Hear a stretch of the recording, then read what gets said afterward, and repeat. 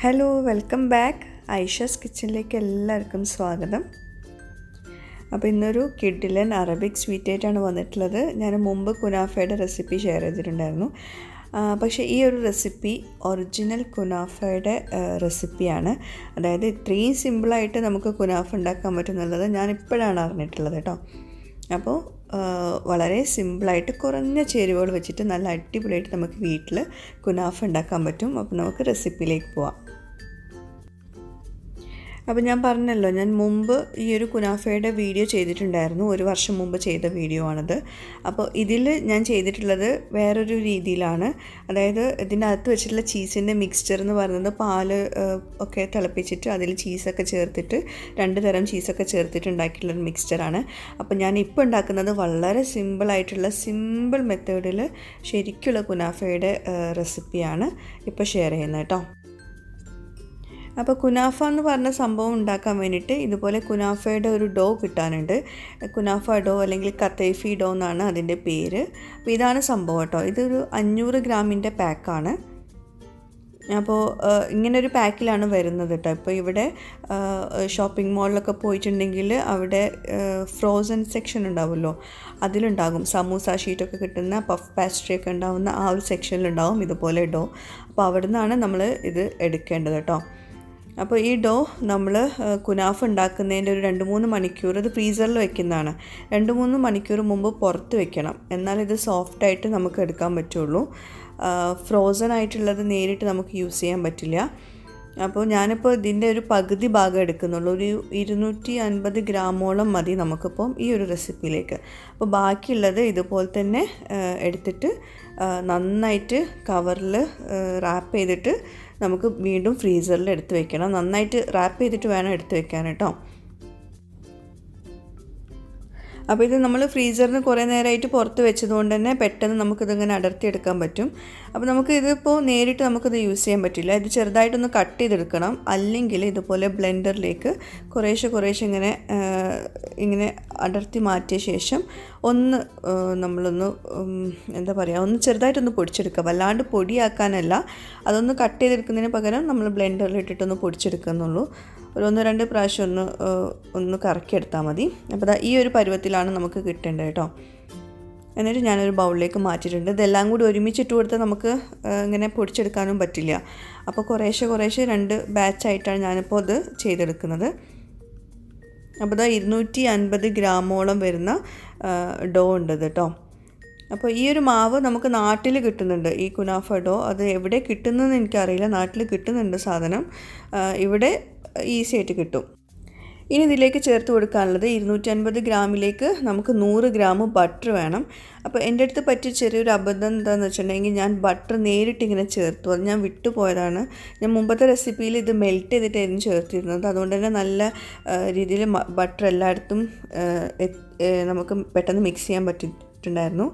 അപ്പോൾ കുറച്ച് ബട്ടർ എടുത്തിട്ട് നമ്മൾ ഇത് ഉണ്ടാക്കുന്ന പാത്രത്തിലേക്ക് ഇട്ട് കൊടുത്തിട്ടുണ്ട്. ബാക്കി ബട്ടർ ഞാനിങ്ങനെ നേരിട്ടാണ് ഞാൻ ഈ ഡോയിലേക്ക് ചേർത്ത് കൊടുത്തിട്ടുള്ളത്. അപ്പോൾ ദയവായിട്ട് നിങ്ങൾ ചെയ്യുമ്പം അത് എൻ്റെ അടുത്ത് പറ്റിയൊരു മിസ്റ്റേക്കാണ്. അങ്ങനെ ആക്കിയതുകൊണ്ട് കുഴപ്പമൊന്നുമില്ല. പക്ഷേ ഏറ്റവും ബെസ്റ്റായിട്ട് പെർഫെക്റ്റ് ആയിട്ട് കിട്ടണമെങ്കിൽ ഇത് മെൽറ്റ് ചെയ്ത ശേഷം, ഇത് ഒന്ന് ചൂടാക്കി ബട്ടർ ഉരുക്കിയെടുത്ത ശേഷം വേണം ഇതിലേക്ക് ചേർത്തിട്ട് മിക്സ് ചെയ്തെടുക്കാൻ. അപ്പോൾ നിങ്ങൾക്കിത് മിക്സ് ചെയ്യുമ്പോൾ മനസ്സിലാകും. നല്ല സോഫ്റ്റായിട്ടുള്ള ബട്ടറൊക്കെ തന്നെയാണ്, പക്ഷെ നമ്മളിത് മിക്സ് ചെയ്യുമ്പോൾ ഒരുപാട് പണിയാണ് അത് മിക്സ് ചെയ്തെടുക്കാൻ. പക്ഷെ നമ്മളിത് മെൽറ്റ് ചെയ്ത ബട്ടറാണ് നമ്മളിപ്പോൾ ഇതിലേക്ക് ചേർത്ത് കൊടുക്കുന്നതെങ്കിൽ പെട്ടെന്ന് മിക്സായി കിട്ടും. കണ്ടോ, ബട്ടർ ഇങ്ങനെ കട്ട പിടിച്ച് കിടക്കുന്നുണ്ട് പലയിടത്തും. അപ്പം മാവിനെ ചിലപ്പോൾ കട്ട പിടിച്ച് കിടക്കുന്നുണ്ട്. കുറേ ടൈം എടുത്തിട്ട് ഞാനിതൊന്ന് ഒരു പരുവാക്കി എടുത്തത്. അപ്പോൾ അത് അറിയാണ്ട് പറ്റിയൊരു സംഭവമാണ്.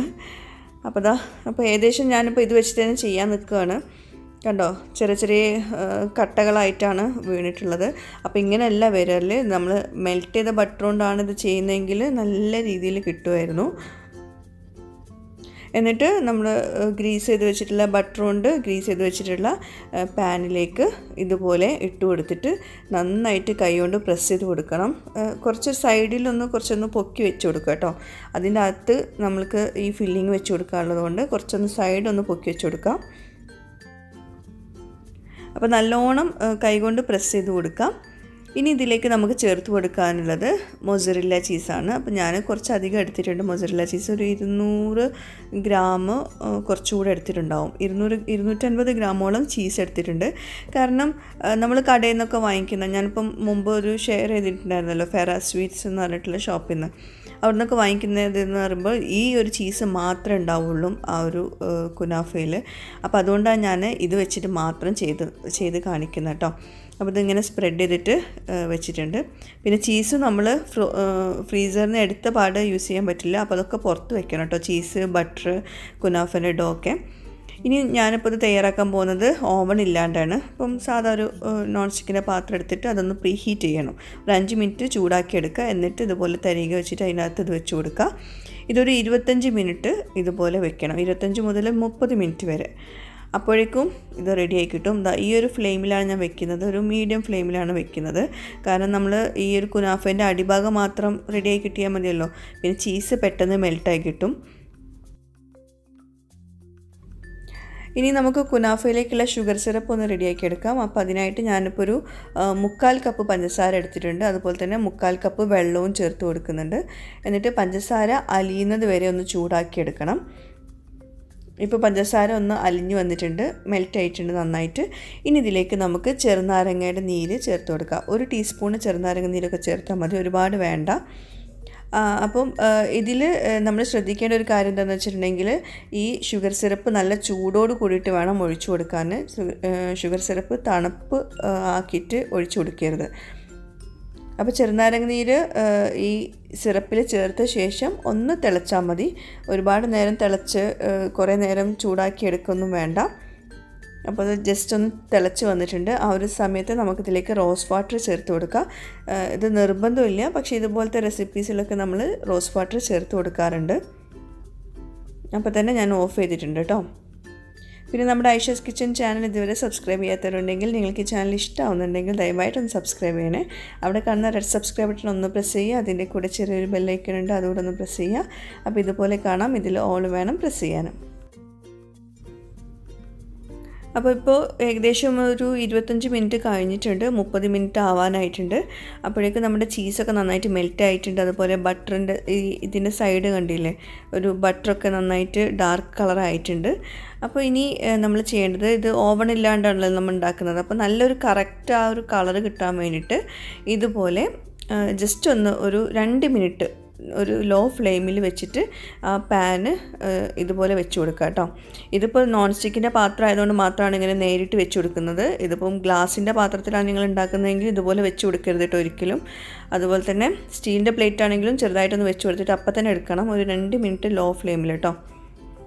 എന്നിട്ട് കത്തി കൊണ്ട് ഇതിൻ്റെ സൈഡിൽ ഒന്ന് അടർത്തിയെടുക്കുക. ഇനി നമ്മൾ ചെയ്യേണ്ടതെന്ന് വെച്ചാൽ ഇതൊരു പ്ലേറ്റിലേക്കൊന്ന് ഫ്ലിപ്പ് ചെയ്ത് കൊടുക്കണം. നമ്മൾ കടയിൽ നിന്നൊക്കെ വാങ്ങിക്കുമ്പം താഴെ ആയിരിക്കും ചീസ്, 2 ലെയറായിട്ട് ഉണ്ടാവില്ല, ഒരൊറ്റ ലെയറായിട്ടേ ഉണ്ടാവുള്ളൂ കടയിൽ നിന്ന് വാങ്ങിക്കുന്നത്. നമ്മൾ 2 ലെയറായിട്ടായിരിക്കും ഉണ്ടാക്കുന്നത്. അപ്പോൾ ചൂടോട് കൂടിയിട്ട് തന്നെ ഇതിന് മുകളിൽ നമുക്ക് സിറപ്പ് ഒഴിച്ചു കൊടുക്കാം. എപ്പോഴും കുനാഫ കഴിക്കുമ്പോൾ നല്ല ചൂടോട് കൂടിയിട്ട് തന്നെ കഴിക്കണം. ചൂടാറി കഴിഞ്ഞാൽ പിന്നെ ഇതൊരു ടേസ്റ്റ് ഉണ്ടാവില്ല. അപ്പോൾ നല്ല ചൂടോട് കൂടിയിട്ട് കഴിക്കാം. പിന്നെ നമ്മളിതിപ്പോൾ ഉണ്ടാക്കി കഴിഞ്ഞ് ബാക്കി വരുവാണെങ്കിൽ ജസ്റ്റ് ഒന്ന് നമ്മൾ ഓവണിൽ വെച്ചിട്ട് ചൂടാക്കുക, അല്ലെങ്കിൽ ഇതുപോലെ തന്നെ ആ പാത്രത്തിലിട്ടിട്ട് ജസ്റ്റ് ഒന്ന് ഓവണില്ലാണ്ട് ചൂടാക്കി എടുത്താലും മതി.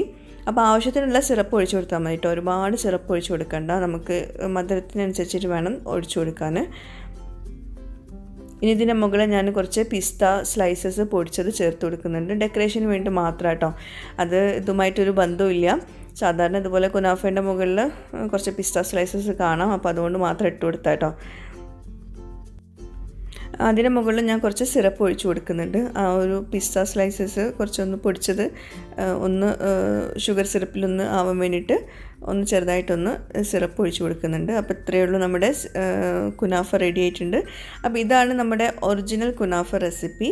അപ്പം താഴെ ചീസ് ഉണ്ടാകും, മുകളിൽ ഒരൊറ്റ ലെയറായിട്ട് കുനാഫേൻ്റെ ഡോ ഉണ്ടാവും. നമ്മൾ ഈ ചീസിൻ്റെ മിക്സ്ചർ ഒന്ന് വേറെ തിളപ്പിച്ച് പാലൊക്കെ തിളപ്പിച്ച് അതിലേക്ക് മൈദ മിക്സൊക്കെ ചേർത്തിട്ട് അങ്ങനത്തെ ഒന്നും ആവശ്യമില്ല. ശരിക്കും പറയുകയാണെങ്കിൽ ഇതാണ് പെർഫെക്റ്റ് ടേസ്റ്റ് വന്നിട്ടുള്ളത്.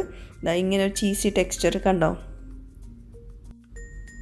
പിന്നെ ഇത് കട്ട് ചെയ്യുമ്പോൾ ശരിക്കുള്ള ഒരു ഇതിൽ കിട്ടാത്ത എന്താണെന്ന് വെച്ചാൽ മുകളിൽ കണ്ടോ ഒരു ക്രാക്സ് വീണിട്ടുള്ളത്. അത് ഞാൻ ബട്ടർ മെൽട്ടാക്കാത്ത ചേർത്തല്ലേ, അതിൻ്റെ പ്രശ്നമാണ്. ബട്ടർ മെൽട്ടാക്കി ചേർക്കുവാണെങ്കിൽ നല്ല കറക്റ്റായിട്ട് കിട്ടുമായിരുന്നു.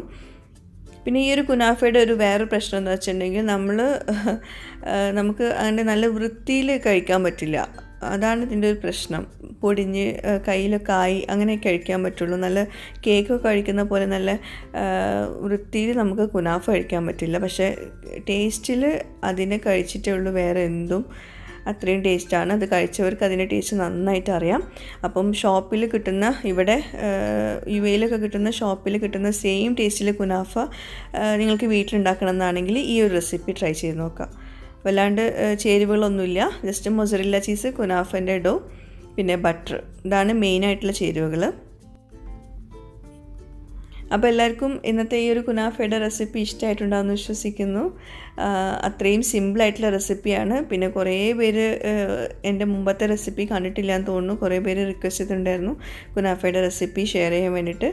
അപ്പോൾ തീർച്ചയായിട്ടും നിങ്ങൾ ട്രൈ ചെയ്തിട്ട് എനിക്ക് ഫീഡ്ബാക്ക് ചെയ്ത് അറിയിക്കാൻ മറക്കരുത്. അപ്പോൾ എപ്പോഴും പറയുന്ന പോലെ തന്നെ പുതിയൊരു റെസിപ്പിയുമായിട്ടോ വ്ളോഗുമായിട്ടോ വീഡിയോയുമായിട്ടോ ഒക്കെ വരുന്നവരേക്കും ബൈ, താങ്ക് യു.